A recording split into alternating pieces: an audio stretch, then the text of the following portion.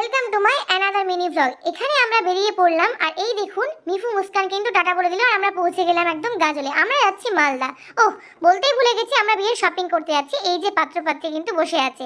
তো আমরা কিন্তু এবার মালদা পৌঁছে এলাম। মালদা পৌঁছে দেখি দোকান টোকান সব বন্ধ, কারণ আর সৃষ্টি কেসরির যে ঘটনাটা ঘটেছিল তার জন্য কিন্তু সব দোকান টোকান বন্ধ করে দিচ্ছিল, শাটার একদম পুরো ডাউন করে দিচ্ছিল। এই আমার ছেলে দোকানের উপর থেকে একটা বাচ্চা মেয়েকে টাটা করছে, আর বাচ্চা মেয়েটাও কিন্তু আমার ছেলেকে টাটা করছিল। তো খুবই একটা খুব সুন্দর মুহূর্ত ছিল, কি বলবো, কিউট একটা মোমেন্ট ছিল। তো টাটা করার পর আমরা কিন্তু আবার চলে গেলাম অন্য দোকানে, দোকান খুঁজতে হচ্ছিল রীতিমতো, সব বন্ধ। তারপর আমরা আবার চলে গেলাম গিনি এম্পোরিয়ামে। এই যে সবাই এক এক করে যাচ্ছে গিনি এম্পোরিয়ামে, কিছু বাজারঘাট করলাম।